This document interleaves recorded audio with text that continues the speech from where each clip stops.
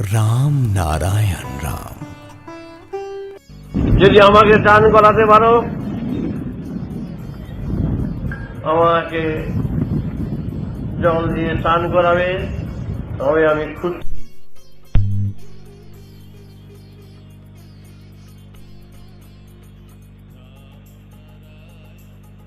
যদি আমাকে চান করাতে পারো, আমাকে জল দিয়ে চান করাবে, তবে আমি খুশি হব। দেখো না, হাজার হাজার লোক বাঁকে করে জল আনে, ভোলানাথ ভোলানাথ করে পার করে, ভোলানাথ পার করে করে জল নিয়ে আসে, আর সবাই এসে শিবের মাথায় জল ঢালছে। সেই জল কিসের জন্য তিনি ব্যবস্থা করলেন?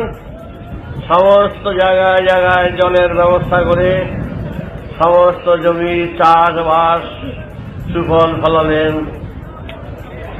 নিজের গায়ে জল ঢেলে বুঝিয়ে দিলেন, জমি আমার, এই দেহ জমি, এই দেহ জমি যা, এই জমিটা, এই জমি থেকেই এই দেহ জমির সৃষ্টি হয়েছে। সুতরাং ওই জমিতে জল দিলেই আমার মাথায় দেওয়া হবে, তোমরা নিশ্চিন্ত মনে চাষ করে যাবে। সুতরাং তিনি কারোর সাথে বিবাদ করতে যেতেন না, কারো অসুবিধার সৃষ্টি করতেন না। তিনি এমন জিনিস ব্যবহার করতেন, তার জিনিসের উপরে কারো হিংসা হতো না, কারো রাগ হতো না, সেই সব জিনিসই তিনি ব্যবহার করতেন। দেখো তো, তিনি বাস করতেন, বলতো না মানুষ, তিনি শ্মশানে থাকতেন। শ্মশানের ঘরে বাস করলে কেউ হিংসা করে না, করে বাবা শ্মশানের বাস করে থাক। আর শ্মশানের মরার কাপড় নিয়ে কেউ ভাগাভাগি নিয়ে কেউ ঝগড়া করতে যায় না। ওই কাপড় দিয়ে পরিষ্কার করে তিনি পরেন, তার গিন্নিকেও দেন। গিন্নি হলেন ভগবতী, পার্বতীকেও তিনি দেন। কি খুশিতে এমন স্ত্রী কয়জনের মিলে, যে কি খুশিতে সেই মরার কাপড়গুলো ধুয়ে পরিষ্কার করে ভাঁজ করে নিয়ে তিনি নিজ হাতে নিয়ে পার্বতীকে দেন, এই নাও, আজকে এই কাপড় পেয়েছি, তুমি পরবে। কত আনন্দে আত্মহারা হয়ে তোমরা যদি যেমন তোমাদের স্ত্রী পুত্র বোনকে বেনারসি শাড়ি, ভালো শাড়ি, সিল্কের শাড়ি, তাঁতের শাড়ি, কত শাড়ি আছে নাম, যেমন দিলে তারা খুশি হয়। আর অমুক বেড়াটা মরে গেছে, তেমুকে মরে গেছে, সে মরার কাপড়গুলো এই দেয়, তার চেয়েও সে বেশি খুশি হয়। আমাদের ঘরের লোকেরা যদি কোনো মরার কাপড় ধুয়ে দিয়ে কোনো স্ত্রীকে দেয়, সে স্ত্রী তখন হাঁটা শুরু করে দিব, এবং স্বামীকে বলবো, তুমি গলা দড়ি দিয়ে কে মরো, কি লয়েছো তুমি, তুমি তোমার যদি রোজগার করতে না পারো, গলা দিয়ে দেখে মরো। এই মরার কাপড় নিয়ে আসার বেলা বুঝে আমি বেরোবো, তো বুঝো তোমরাও স্ত্রী আর সেও আসলে স্ত্রী। সুতরাং তোমরা বলবা ঝগড়া বিবাদ, আর ওই স্ত্রী আজ ভগবতী দশভুজা, তিনি পান সবার বুঝা। চিন্তা করে দেখো কেমন ভাবে তিনি দিন কাটিয়েছিলেন। আর তোমরা খোপায় বানবা, পকেটে দিবা গোলাপ ফুল, কত সুন্দর সুন্দর ফুল, দেখলে মানুষ তাকিয়ে থাকবে। আর সে ফুল ব্যবহার করবে যেখানে শিয়ালে পায়খানা করে, মানুষের যেখানে যায়, ধুতরা ফুল, আকুন্দা ফুল, যত রকম নোংরা জায়গায় থাকে, সেই ফুলগুলি নিয়ে তিনি ভালোবেসে পূজা গ্রহণ করেন। আর এমন ফল তিনি ব্যবহার করেন মানুষের সমাজে কাউকে কেটে দেওয়া যায় না, আপেলও না, আঙ্গুরও না। ভদ্র সমাজে ওই ফল কাউকে দেওয়া যায় না। বসেন বসেন, আপনার দুটা বেল কেটে দিই, কারো দেওয়া যাবে না ভদ্র সমাজে। আর এই বেল পয়সা খেতে হয়, কি দাঁড়িয়ে মুখে ঠোঁটে হাতে সব জায়গায় লাগে, খান তিনি বেল। এমন সমস্ত ব্যাপার যে কারোর রাস্তায় কারো বলে না। কেন তিনি এগুলো করতেন? তিনি বলতেন দেখো যেগুলো সবাই যাকে অবহেলা করে, তুচ্ছ করে, তাদেরই বুকে টেনে নাও, তাদেরই কাছে টেনে নাও, তবে তোমার তারা আপন হবে। তোমরা তো তা করো না, কাছে তো সবাইকে টানো না। তিনি তাই সবাইকে ফুলের মতন, ধুত্রা ফুল, আকন্দা ফুল, ধুত্রা কুটা, এই হলো ফল। একটা ভদ্রলোকের কয়েকটা ধুত্রা কুটা দিয়া পরিবেশন করলে ভদ্রলোক উঠে দৌড় দিব, সুতরাং হবে না। তার কাছে তাই দেওয়া হয়, তাই তিনি সাদরে গ্রহণ করেন এবং সেইভাবে তিনি সবাইকে জনক সমাজে সেইভাবে সবাইকে সাদরে, যারা অবহেলিত, তুচ্ছ, দরিদ্র, কাঙ্গাল, সবাইকে তিনি ফুলের মতন কাছে টেনে আপন করে নিয়েছিলেন। এই আপন করার ফলে সবাই শিব ছাড়া জানত না। শুধু তাই নয়, আবার এমন অবস্থা তার হয়েছিল, পার্বতীর ভগ্নীর পতিরা তারে পাত্তা দিত না,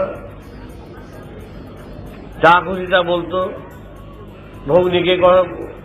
ভগ্নীরা ভগ্নীকে কথা শোনাতো, ওর থেকে এক পাগল ধরে লয়ে এসো, আর স্বামী খুঁজা পাস নাই, এরকম স্বামীকেও বিবাহ করে।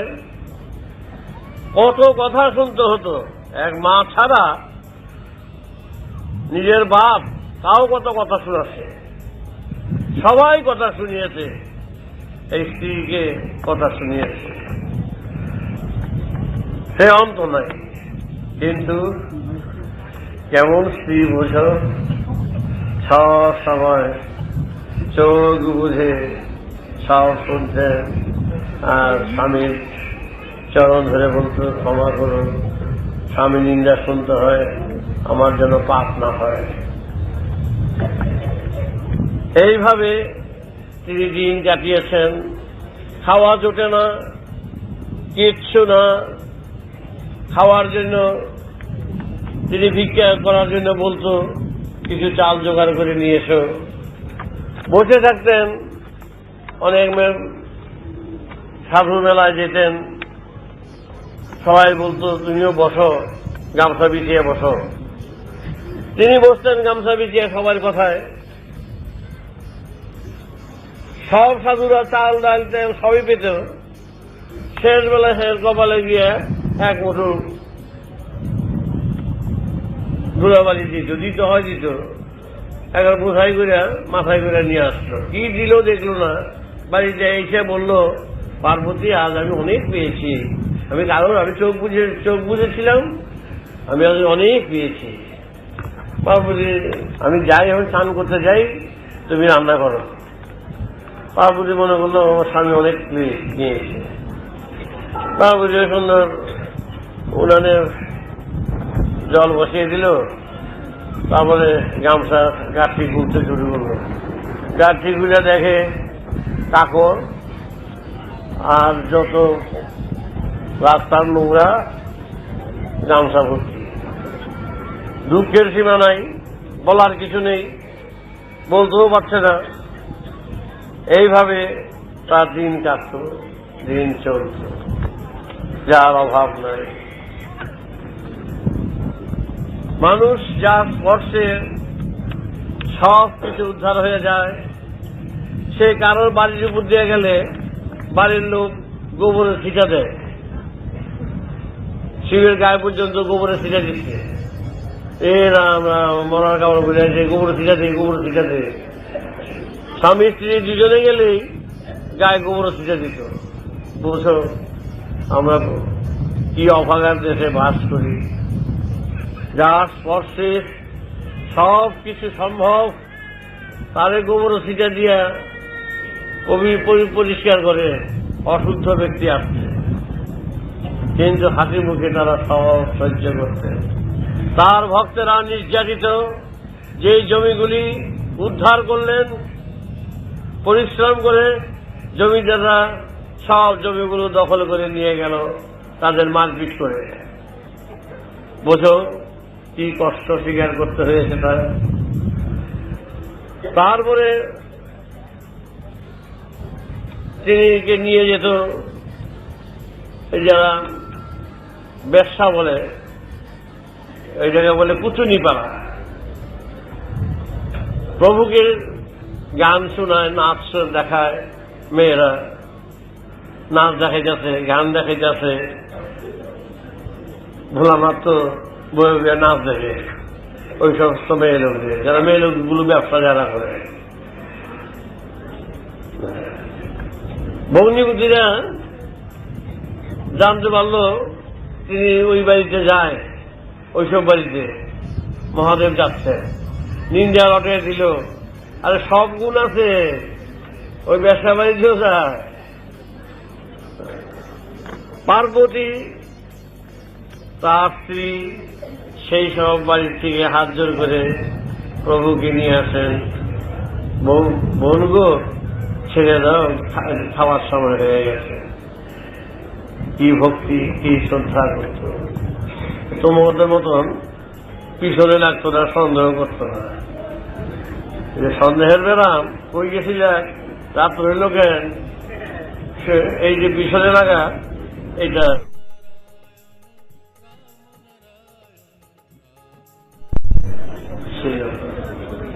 তাই স্বয়ং মহাদেব তিনি এইভাবে সারাটা জীবন নির্যাতন, লাঞ্ছনায়, গঞ্জনায় ভুগতে ভুগতে তার কাজ বিরাম ছিল না। ক্লান্ত পথিকের মতন তিনি আপন মনে আপন সুরে কাজ করে যেতেন।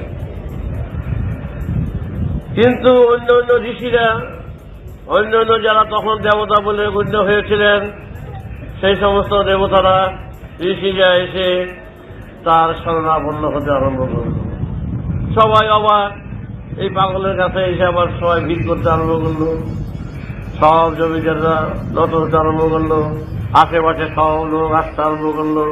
তার উদারতা, তিনি চেয়েছেন সমাজকে যেই পিঞ্জরে, সংস্কারের পিঞ্জরে রয়েছে, এই পিঞ্জর থেকে মুক্ত করতে হবে সমাজকে, মুক্ত আকাশে ছেড়ে দিতে হবে, মুক্ত পাখির মতন। আমি সেই প্রচেষ্টায় আমার ধ্যান জ্ঞান, তিনি সেইভাবে পরিশ্রম করে চলেছেন। তিনি যোগ অভ্যাস করেছেন, তিনি যোগের মাধ্যমে তিনি অনন্ত সুরের পথে তিনি বুঝে গিয়েছিলেন কোথায় এর আরম্ভ, কোথায় এর শেষ। বুঝে গিয়েছিলেন। পার্বতীকেও সেই পথ দেখিয়ে দিয়ে তাকে দেবী বলে আখ্যা দিয়েছিলেন। তাই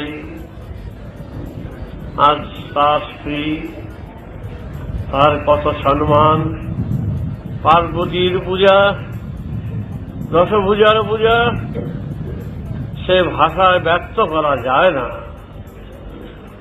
তার জন্মতিথি চতুর্দশী, তার ব্যাখ্যায় আখ্যা দেওয়া যাবে না। সাধারণ লোকেরা তাকে সংস্কারের বসে বলে যে পার্বতীকে কাঁধে নিয়ে সব জায়গায় ঘুরেছে। এই কথাটা যেমনি বলছে, ঠিক ব্যবহারিক জগতে কথাটা ঠিক তার উপরে প্রযোজ্য নয়। তিনি কেন পার্বতীকে কাঁধে নিয়ে একেবারে পাগলের মতন ছুটবে? পার্বতীকে কাঁধে নিয়ে যায় না, তার সেটা প্রয়োজন নেই। সতীর সতীত্বকে রক্ষা করার জন্য তিনি সদা সর্বদা ব্যস্ত।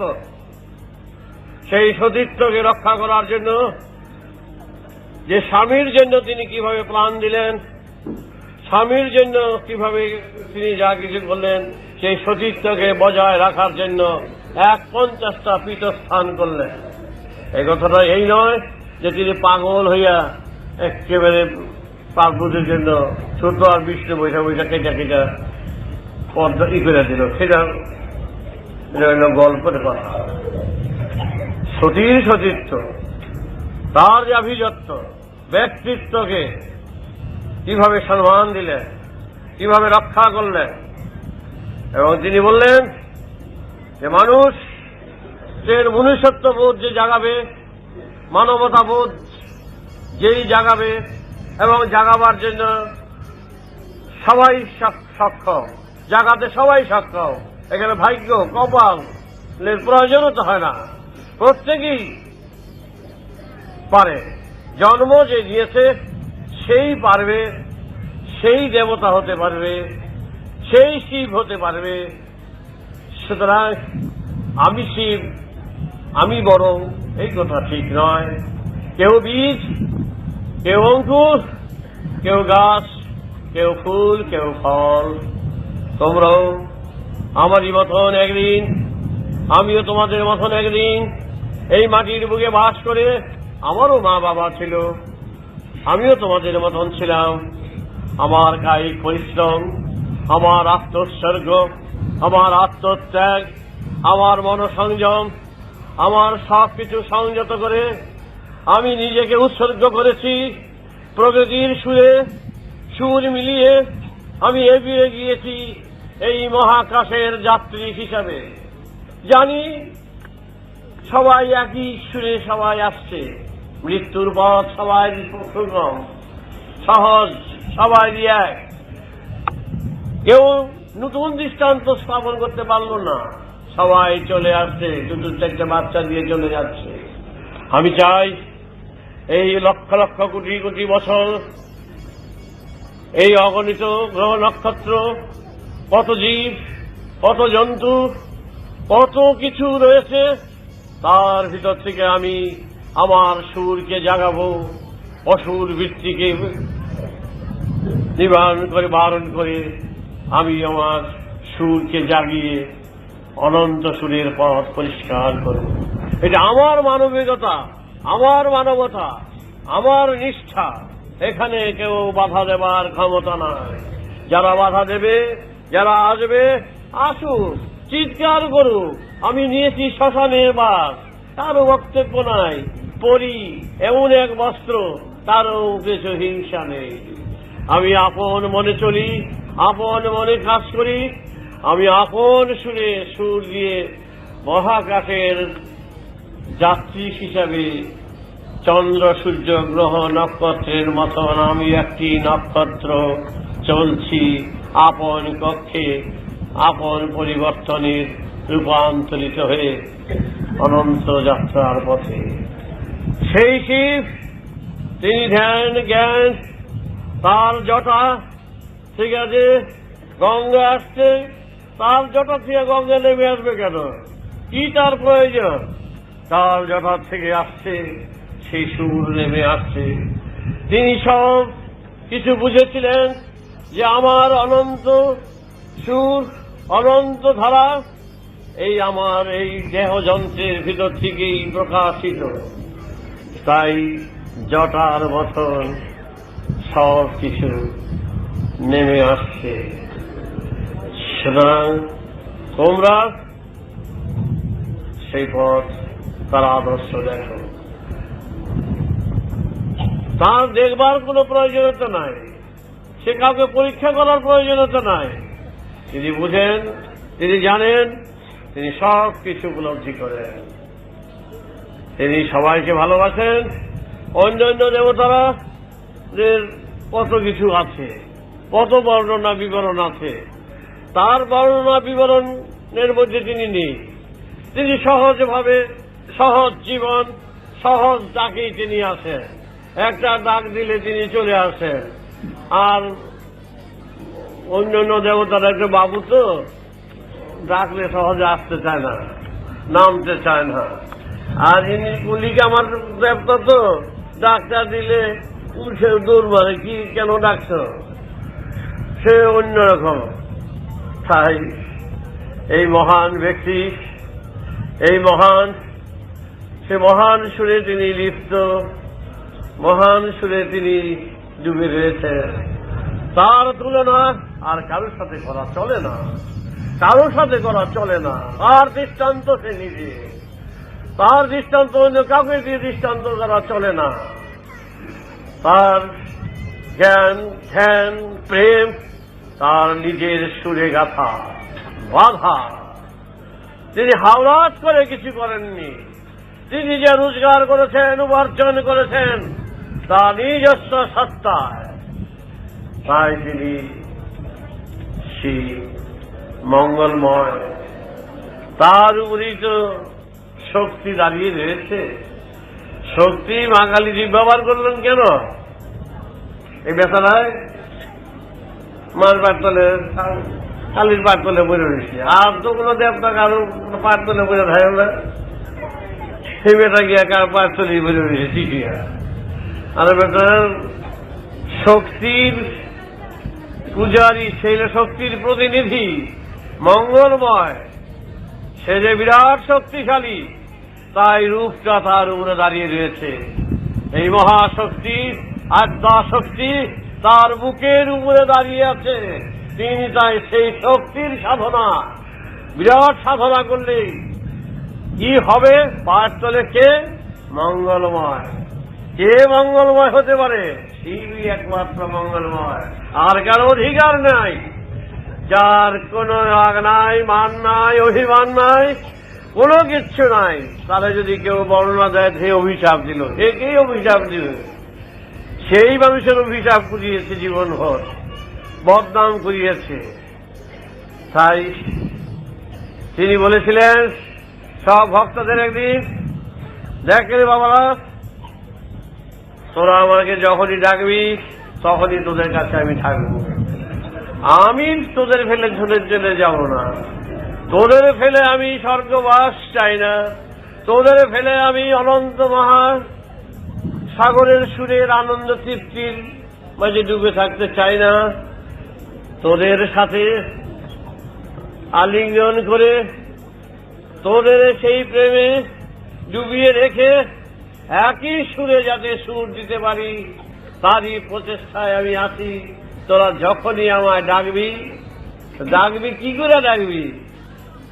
যেখানে ডাকলে সাড়া পাওয়া যায়, সেই সেই সারার সাধনাই আমার সাধনা। সেই যে বিবেক, সেই যে চৈতন্য, সেই যে আজ্ঞাচক্র, সেই যে সহস্রার, যাহা আমি বুঝেছি, যে সুর সাধনা করেছি, যে সুর সৃষ্টি করেছি, সেই সৃষ্টির ধারাপাতা তোদের আমি ধরে ধরে এই ধরিত্রীর বুকে আমি লিখে দিয়ে গেলাম। যখনই এই ধারাপাতা পাঠ করবি তখনই বুঝতে পারবি শিব কোথায়, মঙ্গলময় কোথায়। ডাকলে শিব উত্তর দেবে, সাড়া দেবে। তাই তার কথা নানা জনে নানা ব্যাখ্যায় দিলেন। আজ তারই দিন, বছর ঘুরে এলো। এই দিনে তিনি নিজে সবাইকে ডেকে নিজে রান্না করতেন, নিজে পরিবেশন করতেন, নিজে খাওয়াতেন, নিজে সবাইকে ভালোবাসতেন। অদ্ভুত অদ্ভুত তার আত্মত্যাগের বিবরণ। তাই তোমাদের ডাক, তোমাদের পূজা, তোমাদের আকুলতা, বেকুলতা তার কানে নিশ্চয়ই বলবে। পৌঁছবার জন্যই তিনি এসেছেন। তিনি জন্ম তার হয়েছিল, তিনি এই বাক্য, এই কথা তিনি দিয়ে গেছেন যে আমাকে যে যখন ডাকবে আমি ঠিক থাকবো সেখানে দাঁড়িয়ে। আমি যদি দেখি তার বিবেক, তার চৈতন্য, তার হিংসা, দেশ সব উৎসর্গ করে স্বচ্ছ পবিত্রতায় আমাকে স্মরণ করেছে, আমাকে বরণ করেছে, তাহলে নিশ্চয়ই তার সাথে আবার আমি আলিঙ্গন করে আমি জানিয়ে দেব আমি সেদিনকার সাধারণ ছেলের শিব এখনো তোদের কাছে সেই রকমটি আছি। কিন্তু হিংসা, দেশ, কুটিলতা, জটিলতা, দ্বন্দ্বে ভরা তোমাদের জীবন। মুহূর্তে মুহূর্তে তোমরা আলোচনায়, সমালোচনায়, নিন্দায় মানুষকে করেছে বিভ্রান্ত। এই মন দিয়ে তুমি কি করে আমাকে আলিঙ্গন করতে চাও বলো, বলো দেখি তোমরা, এ কি কখনো হয়? আমি এই মন দিয়ে তোমাদের সাথে মিশতে চাই না, কিন্তু ভালোবাসি তোমাদের।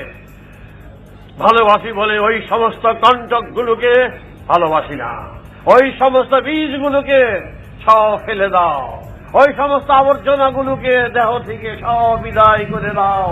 পবিত্র মন নিয়ে, স্বচ্ছ মন নিয়ে আত্মা উৎসর্গ করে আসো, আমরা এক সুরের পথের পথিক যাত্রী। চলো, সেখানে বিবাদ নাই, বিচ্ছেদ নাই। আমি যেদিন বলেছিলাম আমি থাকবো, আমি তোমাদের পাশে আছি, দেখো আছি কিনা আমার কথা পরীক্ষা করো। আজও তোমাদের পাশে তিনি এখানে আছেন, তিনি সব সময় থাকেন। কিন্তু কথা হলো, বাতাস তো লাগে গায়ে, বাতাস তো দেখতে পাও না। জল তো উড়ে নিয়ে যায় আকাশের বুকে, জল তো উঠতে দেখো না, পড়তেই দেখো। তাই তিনিও তার মহান আশীর্বাদ, তার স্বচ্ছ পবিত্রতার সুখ তোমাদের মধ্যে রয়েছে, সম্মুখে রয়েছে। কোন বেশে রয়েছে কে বলতে পারবে? বলার অসম্ভব। কিন্তু তার কথা হলো, যেখানেই আমাকে স্মরণ করবে সেখানেই আমি থাকবো, থাকবো। এটাই হলো তার কথা। আজ এই থাক শিব চতুর্দশীর, তার আশীর্বাদ তোমরা ধন্য হও।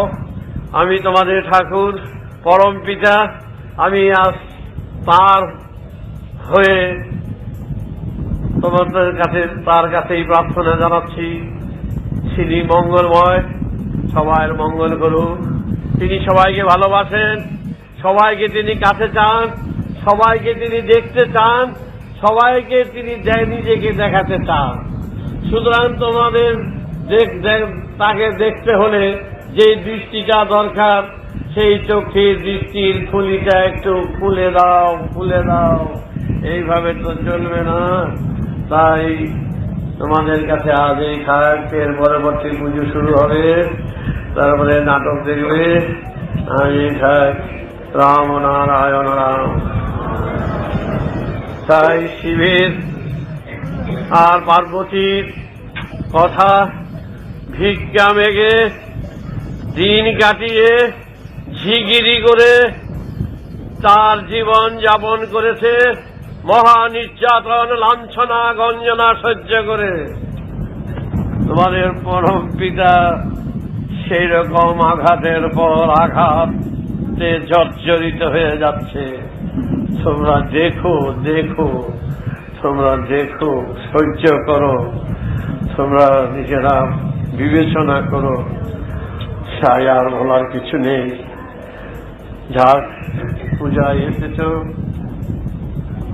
একদিকে শিব, একদিকে গঙ্গা, আরেকদিকে গুরু, তিনটা দর্শনে তোমরা হীরা, পিঙ্গলা, সুষন্না, আজ্ঞা চক্র তোমাদের খুব প্রস্ফুটিত হও। সব ক্লেদ পরিষ্কার করো, মন পরিষ্কার করো, হিংসা দেশ সব পরিষ্কার করো। মৃত্যু যখন অনিবার্য, পথিক আর কয়দিন এখানে আমরা থাকবো বলো? কার আশায় বসে থাকবো? টিকিট তো কিনে বসে রয়েছি প্ল্যাটফর্মে, কার গাড়ি কখন চলে আসে ঠিক নাই। যাক, আজ সেই কথা।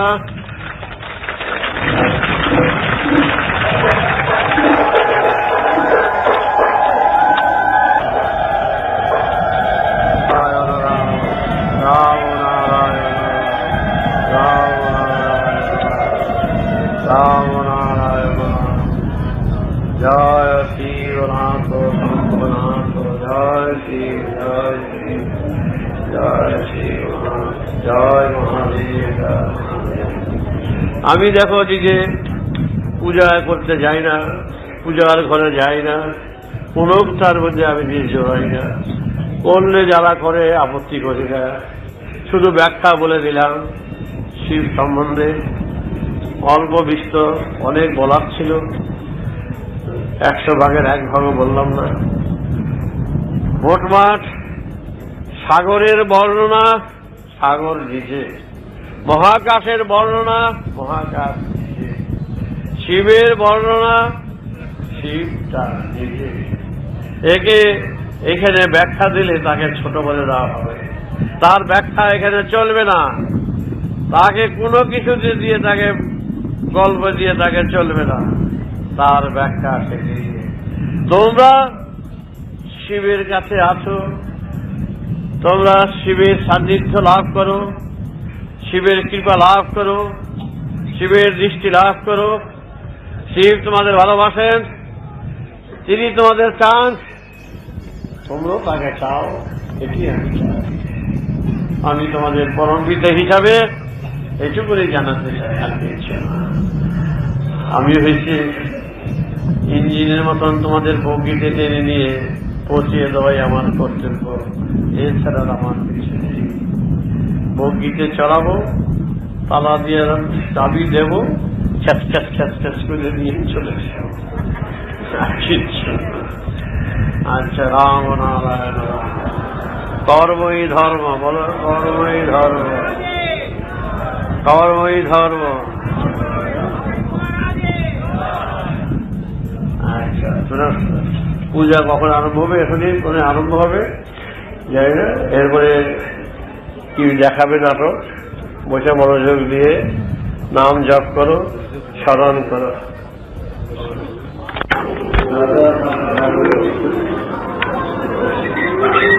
রাম